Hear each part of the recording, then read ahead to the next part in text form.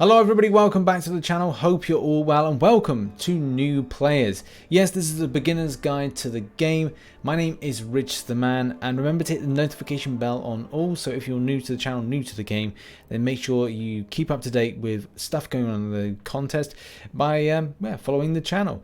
So I started playing the game back in January 2015, and in this game guide I'm hopefully going to go over a lot of the basics and pass on a few bits of wisdom, and at the same time see if we can get you up to speed with the current meta. The account that I'm going to be using today is this level 27 account. This is my fiance's account, who does play but is unable to play an extensive amount, but it is a good example of what she's able to achieve, and at the same time it gives me some structure to this particular basic guide. What's the purpose of the game? Well, for me, I kind of liken it to this. It's to rank up champions to take on certain content more effectively and learn to improve skills. Now you can interpret it how you like, but it's completely up to you how you enjoy this game, for either a collecting format of collecting characters in the Marvel Universe, but it is really up to you. I've included, by the way, time codes to various sections and a frequently asked question of terms list for those that are confused with anything I'm talking about. Now let's begin with the basics. As soon as you're done with the tutorial and learn the basics of fighting and what are the next processes, where do you begin? A lot of this depends on available time. Sometimes it's good to focus on what you like to do, but if you follow a simple rule balancing the game around your life and other games, as you can quickly initially with the summoner sigil and as well the XP boost by putting them on. So if you go to your inventory, chances are that you've picked it up along the line. XP boost, which look a bit like this, 40% and the 50%, putting them on can mean that you're increasing your level very quickly. Logging in each and every day is really important, because there's going to be some things to take home. As you move up the ladder and get different types of progression titles, you'll soon realize how important these calendars are. And as well, look to on a daily basis your solo events as to, like, you know, grinding. Tech advancements on at the moment at the point of recording this video, but if there was a level up on at the same time, it means that you'll be ranking up a champion, and we'll go on ranking in a minute on how important that is, and also maxing out your kind of events, like you're getting as well a level up and a tech advancement. So it's like it's a double winning situation. The same way with some sort of combat and event quest completion. Say you're using one particular champion to kind of grind in questing formats of an event nature, then that means you're doubling up in what you're getting. It won't be substantial, but it will help you, especially at a lower level. Now, one thing from a big standpoint, a big important thing is masteries. Now, when it comes to a very basic mastery build, the key thing is spending units on building them. I mean, this here is a good example of a very basic build, but it will do the job as you move up. As you can see, first of all, with the proficiencies, getting the parry unlocked is very important. Then moving up to limber and moving down to dexterity. Those three are very important, and it's something that is the fundamental further building blocks of you understanding the fighting mechanics of the game. Now, again, you can look to a full build in defense, but when we're looking from a very basic standpoint, you can look to then go up from strength right the way through to greater strength, moving up to pierce, and then this is where the choice comes in, whether or not you put any mastery points into precision and lesser precision to begin with before going over to full precision, and the same thing with lesser cruelty and then into standard cruelty. So those are really the options there. Make yourself more stronger and offensive with your damage output in these sections. And then with the defense as well, commonly with this, not a lot of people go down the bottom stretch here, but end up coming from greater vitality, going up and then putting into salve, and then going over to recovery before thinking about going over to the more end game aspects of mastery build when you're building up to a level 60 account. But when you're thinking very early on, and as we are 27, the idea is to keep that section there, and with proficiencies as well, you can think about going up to potentially stupefy and potentially petrify, but I don't think that at the start point this is very important. I have known of some people actually kind of put stuff into XP for wisdom, and even going up to here for pittance as well. But let's stick with the basics and the ones that I said about that's probably the best progression for a very early mastery build. And what does that really mean? Dexterity. So yeah, you're clicking down on your character. When the time is right, we're going to try it again. But we are kind of like doing some good swiping back, some good evading. There we go. So we're clicking down. And it's a case of you've just got to watch the swing. The next thing with mastery points may be suggesting on the parry to increase the timer.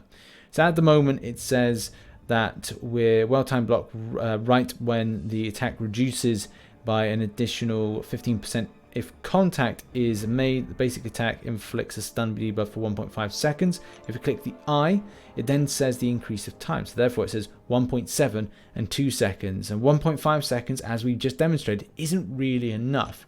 So we want to increase that effect. And then by going to some of the other masteries, which is going to be here, the length of time for the stun or the parry is increased again. So therefore we're up an additional 0.1, 0.3 and 0.5 as it stacks up. The more points you put in, the more amount of time it extends. So people may kind of say, right, we'll go parry, we'll then go to limber, and then we'll kind of go up to stupefy.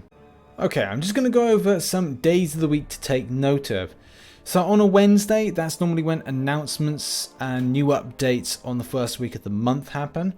On Thursdays, we see the first round of an arena. So I'll give you an example now. Completed arena. This is a Sunday at the point I'm recording this video. So the first round of this particular arena has just finished.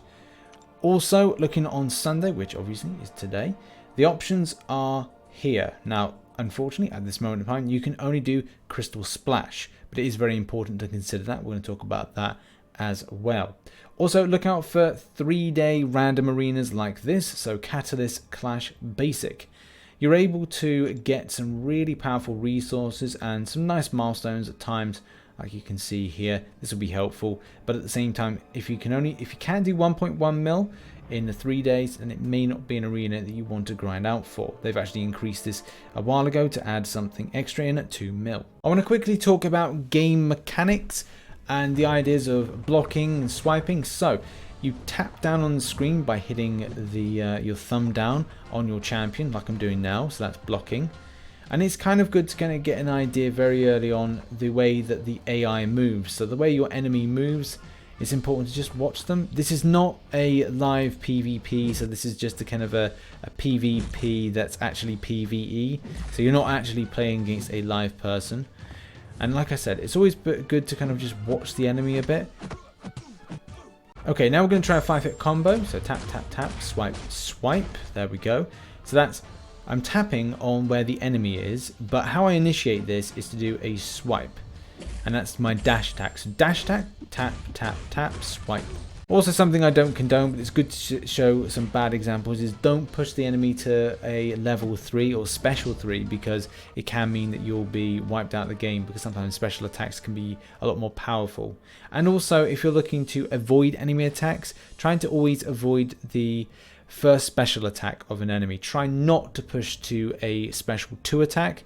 There are exceptions to that, and like I said, never the special 3. Okay, now I'm going to try a intercept attack, where you watch the enemy a bit and then you swipe through. That was kind of an intercept attack, but it felt like the enemy wasn't really moving towards me. Either way, swiping back avoids things like there. The special L1 came in and we swiped back to avoid it. I went in there. Moving now into questing, and at times there are time sensitive quests like daily quests, which can be found in the daily quest area. And with these, they're kind of good to get resources. So Grandmaster's free for all at the weekend. It does give some good stuff. At times the drop rates are alright.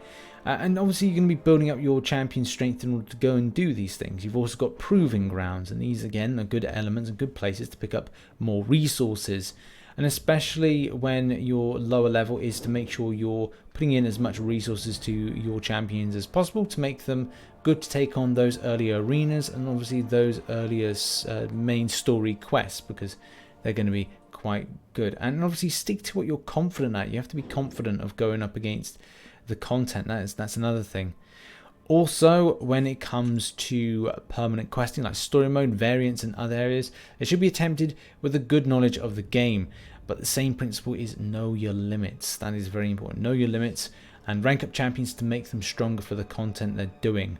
A lot of times I like to make champions more powerful for the content. If I have a 4-star version of a champion and I feel the 5-star will be better, then that's what I try and do, is try and focus to bring a 5-star version up at a later date to make the content more easier. Also, just produce some good progression through acts 1 through to 3, and then we'll be doing a separate guide for act 4 at a later date. Those are largely the best things, unless you decide to join an alliance very early on, and that may be something to do, just auto finding an alliance and seeing what you can do. Go to the Facebook community group or the Marvel Contest Champions forum to try and find any starting or new to the game based alliances. Also, what are the best devices? Best devices for playing the game. For speed, consider Apple based products which are optimized for speed and gaming. Usually best performances will be 2 years after release. However, Android in the last year are producing amazing handsets and tablets.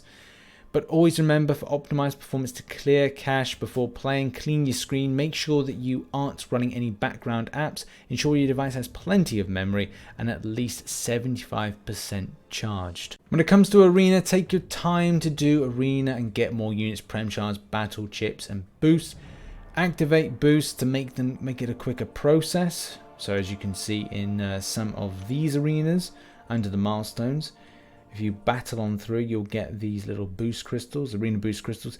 These really help out to make that grind less laborious and obviously improve it. So hopefully at some stage you'll be able to kind of push for the cutoffs, and that's something that's very important when you start off the game, that your cutoff bracket as a beginner, as an intermediate, before you reach a veteran bracket, you'll be able to get certain champions a lot easier than you might think. I think they might have removed the intermediate bracket and it's only beginner and veteran, but that is something that is kind of important to stay locked to Marvel Contest Champions News, the series that I run, that gives you the cutoffs and brackets. Also, a little note from me on account bans: do not cheat, do not commit fraud, do not use merc services, as this will likely get you banned and all your progress would be for nothing. Objectives: work through this at the start of the game. Gathering resources, use this as an opportunity to focus some days, whether it's arena grinding or questing. So one day say you can do one thing, another day another, and it just helps you on your road to building up stuff. Like, look, there's a lot of stuff available here, and I think as things progress on, there's always other things available. Now there's monthly things available as well, and as you can see from very early accounts, you're able to get things like tier 2 alpha, which it is kind of like for further progression, but at the same time, look, if you can get on that ladder now and pick up some of this stuff, it is going to be better for your long term. And that's the thing with the game, you've got to really be in the long game and the long term, because it will be really good and really sweet by the end of it. Let's explain champion hashtags. So if you go to the attributes section and you look here, it says champion tags: offensive, damage over time, control, denial, metal, robot, hero, and size XL. All very important features, as this allows you to have champions that are going to be used for certain types of content, and I'm hoping at a later date you can actually alphabetize or sort this based on hashtags, because it's something you can't do at the moment in your champion roster. But still, it's important information for more difficult content down the line. Let's move on to structure, and daily structure is important depending on the amount of time that you have. But I think the main thing to point out is make sure you mix it up. One thing that can be quite laborious is saying let's stick to one thing and kind of do that. Because at times you might say, look, let's do some solo event today, let's do some side event, let's do some other kind of event, let's do arena, let's just do alliance quest stuff. Those kind of things are important to do that. And that when you start off the game, you have that level of flexibility. When you go further into it, you have to be very strict on yourself to say, right, I need to do this at this time. But when you're new to the game, it's important to enjoy it as much as possible, because it is enjoyable. Just don't allow it to take up a lot of your daytime. Let's now move on to ranking up. A lot of the questions I get asked about this is most of the comment: why, who, and for what reason? So yeah, I commonly get asked, who should I focus on? Who should I rank up? A lot of times to make informed decisions, you need to look at what content you're doing. Some champions will be good for every piece of content you do, more so if you know how to use them. A good example is if you have a champion that has regeneration and you take it into content that has a heal block or heal reversal, then that means that it could be the wrong choice of champion, largely depending if you can out damage the opponent. So in a nutshell, at the moment in this roster, the most powerful champion is Warlock.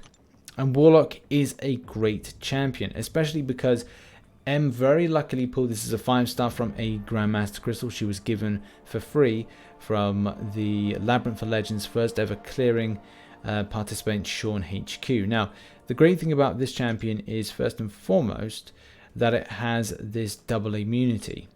So it's immune to poison and it's immune to bleed, which is helpful for other types of content, but not to mention the abilities are quite good for putting debuff effects onto the enemy. So those kind of effects that allow enemies to take a rapid amount of damage. Likewise, she's also got a champion called Archangel. An Archangel is highly rated as a big damage dealing. Same principle really, debuff effect damage.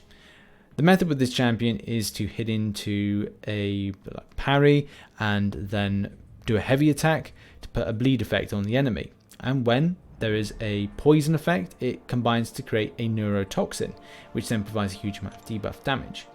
And all the other champions that M has have different attributes that make them really good. So choice would be, okay, so I'm going up against something that requires a bleed immune champion. Okay, well, I've got Warlock there. That might be a good option. Or also there's Colossus in the right hand corner. That could be a good option as well. So choices and very early on are very important. Now it would be nice to build up a power controlled champion that may be a 2 and a 3-star. There is Hawkeye is a very good power control champion off of this first special attack. Likewise with Vision, and Vision has double immunity where Hawkeye doesn't.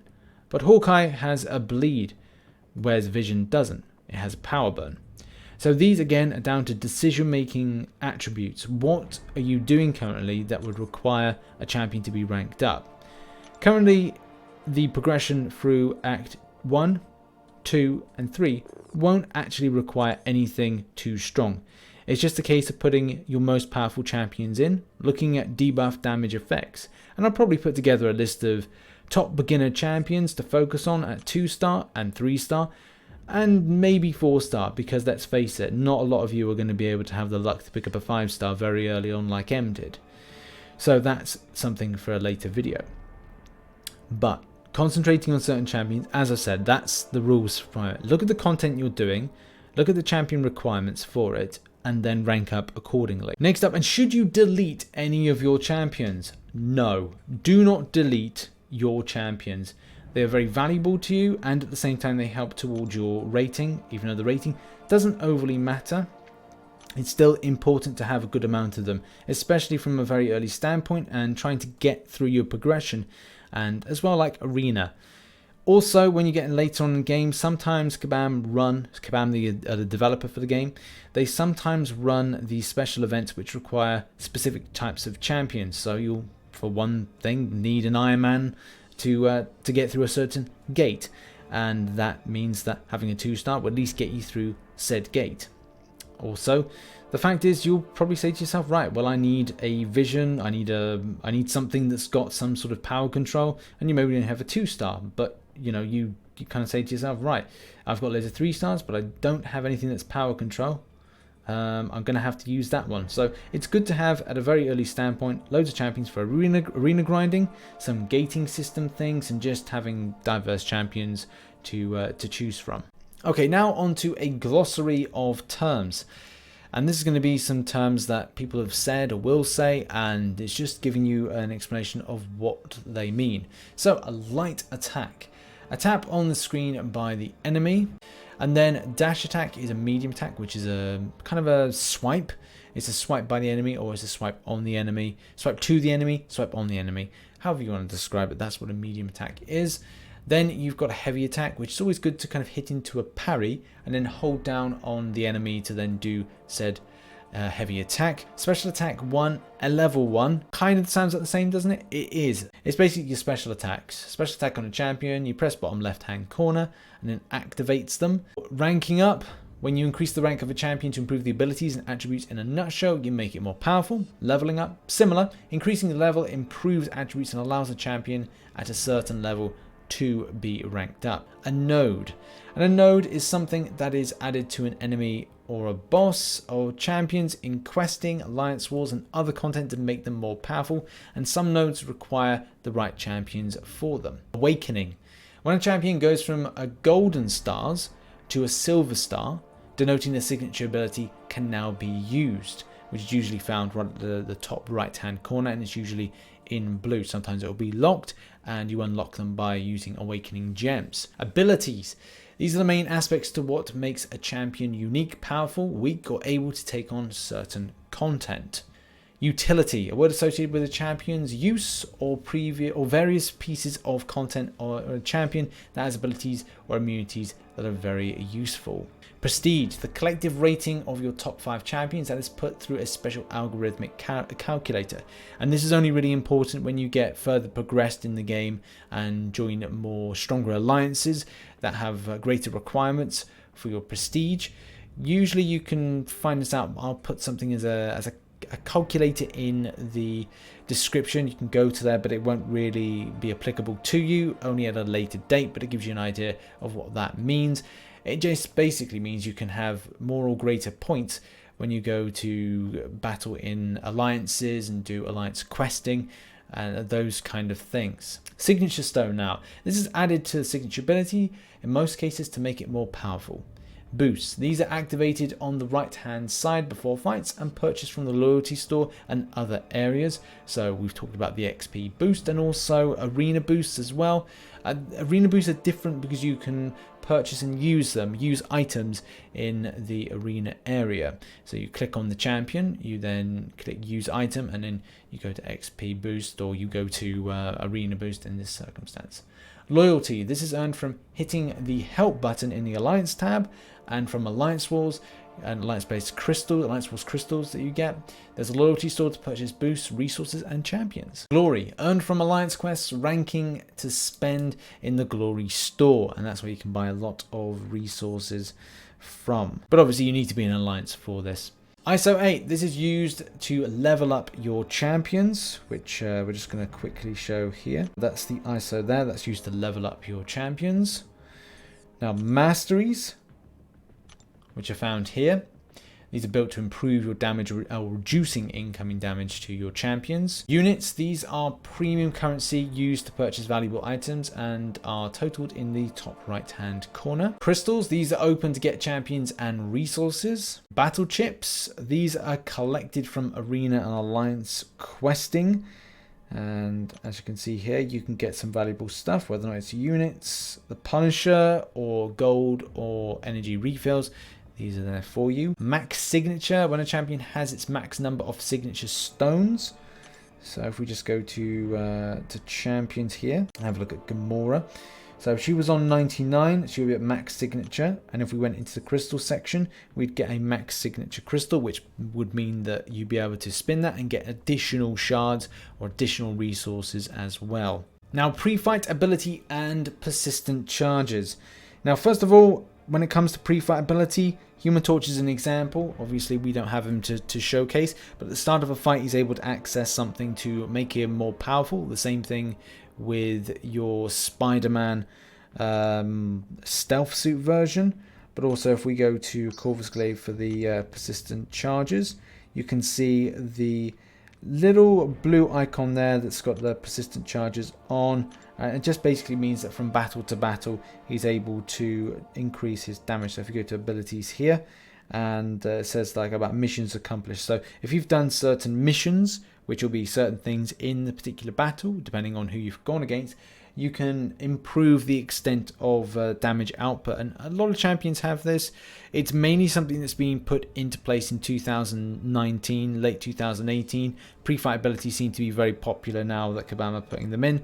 So look out for more of these in the future. Okay, let's conclude all this to 10 points that you need to consider. First of all, make progression in story mode 2. Open crystals and get champions. 3. Do as much arena as possible and keep note of your points per refresh. 4. Turning on XP boosts and making the most of Summoner's Sigil to begin with. Purchase it again if you feel you want to. 5. Create a balance for the game around your lifestyle. 6. Do plenty of events including Catalyst based ones. 7. Spend units on Masteries. 8. Rank and level champions to use further progression.